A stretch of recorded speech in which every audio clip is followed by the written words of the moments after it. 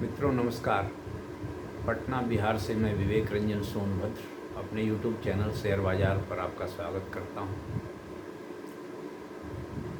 मित्रों, आज बात रिलायंस जियो के आईपीओ की। कुछ अखबार में खबरें आ रही है, जैसे मिंट में या द फाइनेंशियल एक्सप्रेस में, जिसमें वे लोग ब्लूमबर्ग का, रॉयटर्स का आदि का हवाला देकर बता रहे हैं कि रिलायंस जियो प्लेटफॉर्म्स लिमिटेड का आईपीओ आने वाला है। मतलब रिलायंस इंडस्ट्रीज की जो रिलायंस जियो आर्म है, जो सब्सिडियरी है, जिसमें मोबाइल नेटवर्क का काम है या अन्य डिजिटल स्थिति से, डिजिटल चीज़ों से रिलेटेड जो काम है, नेटवर्किंग का या किसी और चीज़ का, उस कंपनी का आईपीओ आने वाला है। तो कई एजेंसियों के हवाले से बताया गया है कि उसका जो टोटल वैल्यूएशन होगा उस कंपनी का, वो 130 बिलियन डॉलर से 180 बिलियन डॉलर तक का हो सकता है, आदि आदि बताया जा रहा है। और यह बताया जा रहा है कि अगले 1-2 महीने में इसका आईपीओ आ जाएगा। मई में बताया जा रहा है कि अगले महीने में आईपीओ से रिलेटेड जो ड्राफ्ट पेपर वर्क होता है वो फाइल किया जाएगा। यह भी बताया जा रहा है कि 17 बैंकों को चुना गया है मर्चेंट बैंकिंग और आदि के काम के लिए, इस आईपीओ को देखभाल करने के लिए। कैसे होगा, क्या क्या होगा, उसके लिए। ऐसे अभी कंपनी जो रिलायंस इंडस्ट्रीज है या रिलायंस जियो प्लेटफॉर्म्स लिमिटेड ने कोई आधिकारिक सूचना अभी नहीं दी है कि कब क्या होगा, लेकिन ये सब लोग बता रहे हैं। हो सकता है इनको पुख्ता जानकारी होगी, अखबार जैसे मिंट हैं, द फाइनेंशियल एक्सप्रेस आदि हैं, या moneycontrol.com है, इन लोगों को सूचना होगी तो ये बता रहे हैं। तो आईपीओ में ये बताया जा रहा है कि जो बड़े बड़े इन्वेस्टर हैं उस आईपीओ में, उस कंपनी में, जैसे मेटा हैं, गूगल हैं, और जो मिडिल ईस्ट के कई देशों के जो सॉवरेन फंड हैं आदि, वे लोग अपनी जो शेयर होल्डिंग है, केकेआर है एक, जो इक्विटी वगैरह में, प्राइवेट इक्विटी में बहुत बड़ा इन्वेस्टमेंट किए हुए और करती हैं, तो ये लोग अपना, इनका जो इन्वेस्टमेंट उसमें है, किसी का मान लीजिए 5% है, 10% है, 7% है, उसमें से 8% ये लोग ऑफलोड कर सकते हैं शेयर। यानी ये जो शेयर, जो आईपीओ आएगा, वो कंपनी को पैसा नहीं जाएगा। जो ऑलरेडी जो शेयर होल्डर हैं, प्राइवेट प्लेसमेंट के मार्फत से जो शेयर होल्डर बने हैं, बड़े बड़े लोग, इन्वेस्टर लोग, वे अपना शेयर बेचेंगे ऑफर फॉर सेल के जरिए, OFS के जरिए। तो लोगों को मौका मिलेगा रिलायंस जियो प्लेटफॉर्म का शेयर खरीदने का। और कुछ लोग तो यह भी बता रहे हैं, मिंट अखबार में ही एक खबर है, कि इसका जो आईपीओ का जो प्राइस होने वाला है, शेयर का अंदाज़ा लगा रहे हैं लोग, 1048 रुपये से लेकर के 1457 रुपये प्रति शेयर का।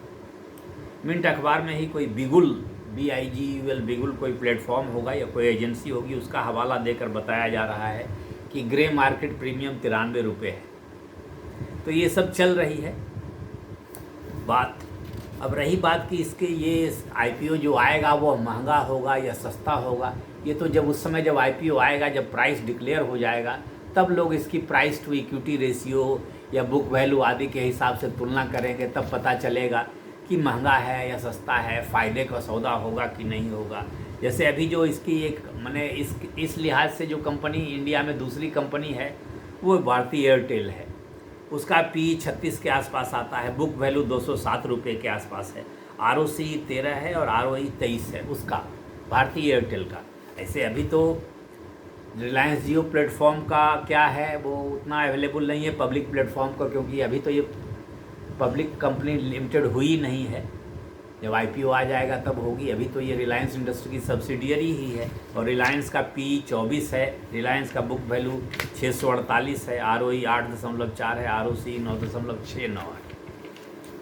तो जब धीरे धीरे सूचनाएं जब जारी होंगी, आएंगी, तब पता चलेगा कि जो ये शेयर आ रहा है बाज़ार में, आईपीओ ऑफर फॉर सेल के थ्रू, ऑफर फॉर सेल ही आ रहा है, जिसमें जो एग्जिस्टिंग शेयर होल्डर है वो अपना माल बेचकर जाएंगे। कंपनी को कोई फ़ायदा नहीं होगा, अब उनको फ़ायदा होगा, नुकसान होगा, जो भी होगा, लेकिन नुकसान क्यों होगा, उन लोगों ने तो सस्ते में ख़रीदा होगा, बड़े बड़े लोग सस्ते में पैसा लगा देते हैं रिस्क ले करके और बाद में कमाते हैं। खैर इसमें कोई बुराई नहीं, अच्छी बात है, हर आदमी पैसा ही कमाना चाहता है, तो वो बेच कर जाएंगे ऑफर फॉर सेल के थ्रू।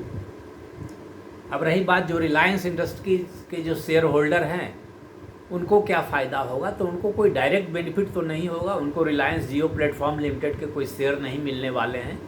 लेकिन हाँ, अगर रिलायंस जियो प्लेटफॉर्म का अच्छा लिस्टिंग होता है, उसका मार्केट वैल्यूएशन या मार्केट कैपिटलाइजेशन अच्छा हो जाता है, तो रिलायंस इंडस्ट्रीज़ का भी मार्केट वैल्यूएशन और मार्केट कैपिटलाइजेशन बढ़ेगा, री रेटिंग होगी मार्केट के हिसाब से रिलायंस इंडस्ट्रीज़ के भी शेयर की होगी, तो उस हिसाब से अप्रत्यक्ष फ़ायदा रिलायंस इंडस्ट्रीज़ के शेयर होल्डर को भी हो सकता है। तो अभी इंतज़ार करना होगा, उम्मीद है 1-2 महीने मई जून तक बातें धीरे धीरे क्लियर होगी। जून में हो सकता है आईपीओ ही आ जाए, मई में उससे रिलेटेड कागज़ वगैरह जो सेबी वगैरह में फ़ाइल होते हैं वो सब फाइल हो जाएं आदि आदि।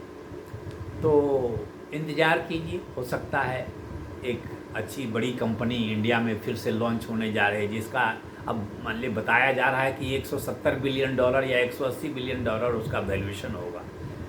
तो 90 रुपये $1 की कीमत होती है, तो उस हिसाब से तो बहुत बड़ा वैल्यूएशन हो जाएगा। अभी मैं अचानक बता नहीं रहा हूँ, लेकिन बता नहीं पा रहा हूँ, तो बड़ा वैल्यूएशन, एक बड़ी कंपनी खड़ी होने वाली है। और जहाँ तक इसका सब्सक्राइबर बेस है, सुनते हैं इंडिया में सबसे बड़ा है वो मोबाइल के मामले में, शायद दुनिया में दूसरी बड़ी है, चाइना मोबाइल के बाद दूसरी बड़ी सब्सक्राइबर वाली कंपनी है।